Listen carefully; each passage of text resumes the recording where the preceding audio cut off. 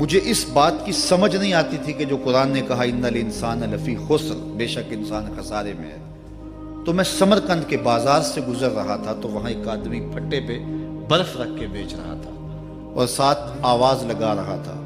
آج کل تو یہاں وہ پاپڑ بیچنے والے بھی کوئی آواز لگاتے، تو وہ برف کے اوپر، برف پھٹے کے اوپر رکھ کے بیچ رہا تھا اور ساتھ آواز لگا رہا تھا۔ آواز کیا تھی؟ ارحمو ارحمو الا من یذوب راس مالہ، او گزرنے والوں میرے پہ ترس کھاؤ، میں ایسا تاجر ہوں جس کا راس المال پگھلتا جا رہا ہے۔ چونکہ یہ جو برف ہے ایسا سودا ہے جو گاہک کا انتظار نہیں کرتا۔ آپ کپڑا بیچتے ہیں، آج گاہک نہیں آیا، ہو سکتا ہے کل دعانے مہنگا بیچ لیں۔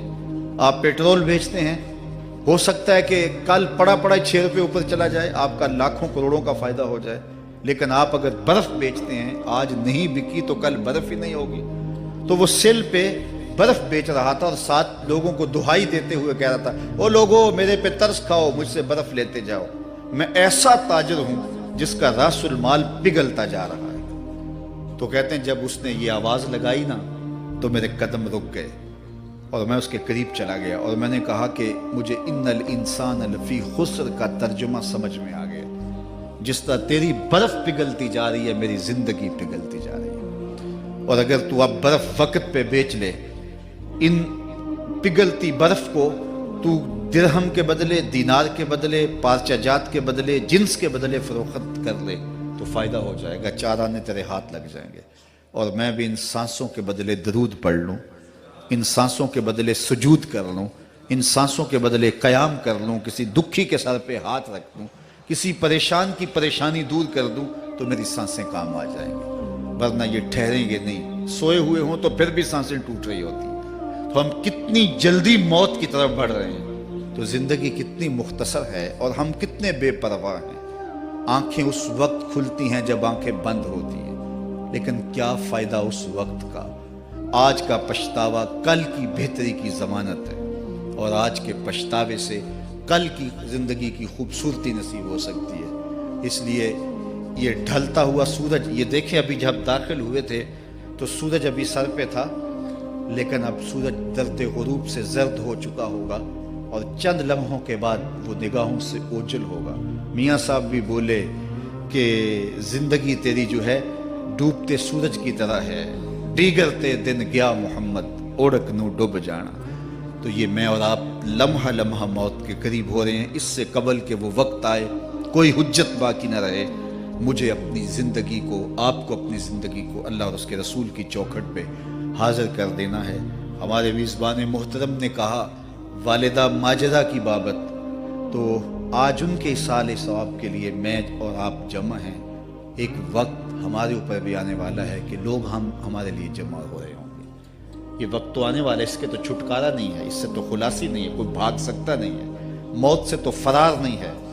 تو آج وہ نہیں ہیں، لیکن ان کا سعادت مند بیٹا ان کی یادوں کے چراغ کو روشن کیے ہوئے ہے۔ ورنہ میں ایسے بیٹے بھی دیکھے ہیں جنہوں نے اپنی سکی ماں کا جنازہ نہیں پڑھا۔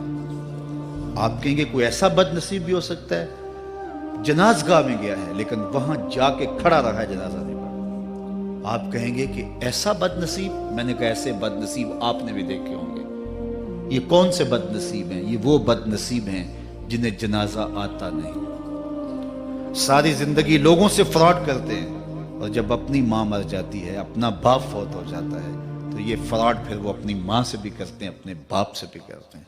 مجھے بتاؤ کتنا بد نصیب ہے وہ بیٹا کہ جو اپنی ماں سے، اور وہ بھی مرنے کے بعد فراڈ کر رہا ہے، اور اپنے باپ سے، اور وہ بھی مرنے کے بعد فراڈ کر رہا ہے۔ اور کتنا خوش نصیب بیٹا ہے کہ جو روزانہ اپنی ماں کے لیے دعا کرتا ہے۔ اور میں کہتا ہوں اگر بیٹا نمازی ہوگا، بیٹی نمازی ہوگی، اہتمام سے دعا نہ بھی کرے، دن میں کتنی مرتبہ کہے گے ربنا اغفر لی ولوالدی، اے اللہ مجھے بھی بخش دے، میری ماں کو بھی بخش دے، میرے باپ کو بھی بخش دے۔ اور جب بندے ہاتھ اٹھا کے دعا مانگتے ہیں اللہ خالی ان ربکم حیی کریم یستحیی من عبدہ اذا رفع یدیہ ان یردہما صفرا، تمہارا رب حیا کرنے والا، سخی ہے، کریم ہے۔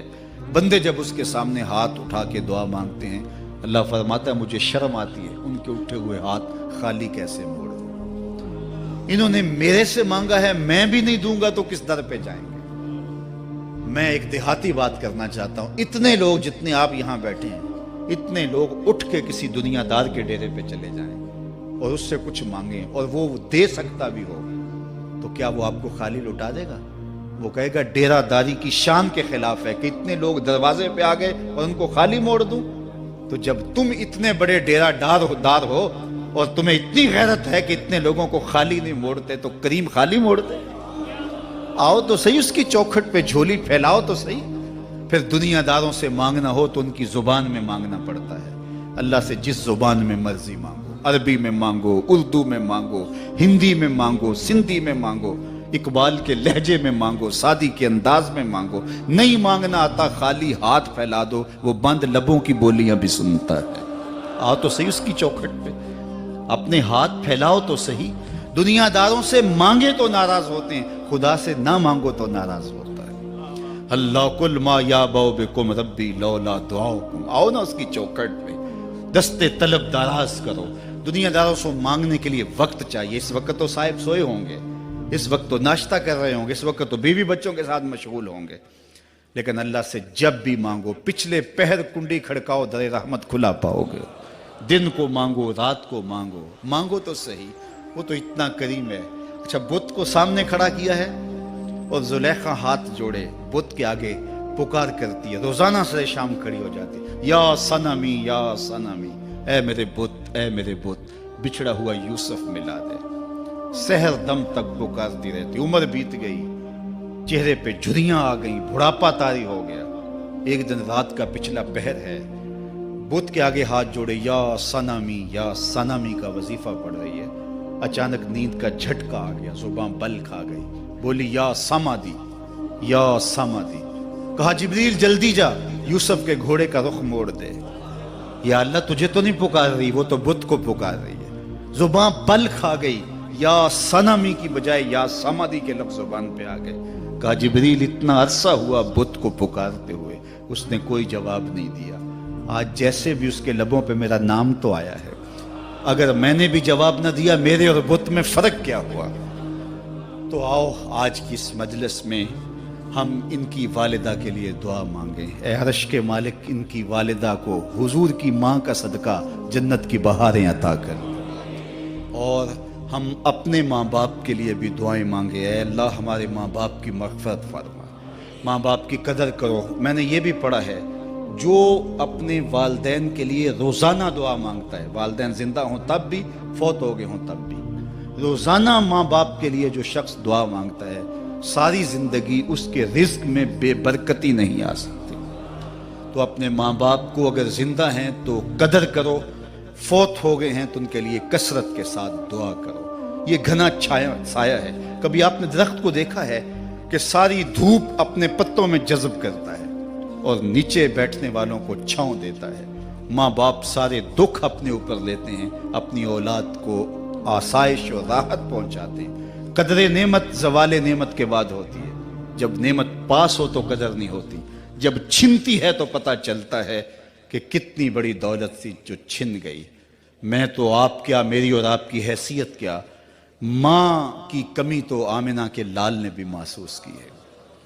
ایک دن حضور مسجد نبوی میں تشریف لائے، تا حد نظر صحابہ تھے۔ الحاوی للفتاوی میں امام سیوطی نے لکھا ہے، حضور کو دیکھا تو ادب سے کھڑے ہو گئے، بس یہ منظر دیکھنا تھا کہ چشمان اقدس سے آنسو چم چم جاری ہو گئے، اور حضور نے ایک ٹھنڈی آہ بھری اور روتے ہوئے کہا، لو ادرکت والدی او احدہما، کاش آج میرے ماں باپ زندہ ہوتے۔ انسان نے دکھوں کا دور دیکھا ہو نا، اچانک خوشحالیاں مل جائیں تو پھر انسان یہ آرزو کرتا ہے کہ میرے ماں باپ نے میرا وہ غربت کا دور دیکھا تھا، آج دولت کی چہل پہل بھی دیکھتے، آج میرے آنگن میں بہاریں بھی دیکھتے تو کتنے خوش ہوتے۔ اب حضور جب پیدا ہوئے تھے تو باپ کا سایہ سر پہ نہیں تھا، 6 سال کی عمر تھی، اپنی ماں کے ساتھ حضور مدینۃ المنورہ گئے۔ واپسی ابوا کے مقام پہ حضرت آمنہ کی طبیعت خراب ہو گئی اور انہیں لگا کہ یہ میری بیماری جان لیوا ہے۔ ام ایمن کو بلایا، کہا میرے بیٹے کو بحفاظت امیر قریش تک پہنچا دینا۔ پھر خود حضور کے سر پہ ہاتھ رکھا۔ سیدہ آمنہ سلام اللہ علیہا حضور سے کوئی باتیں کرنا چاہ رہی تھی لیکن ضبط کے بندھن ٹوٹ گئے۔ ابن حشام سیرت کی پہلی کتاب ہے، اس میں تفصیل سے یہ واقعہ موجود ہے۔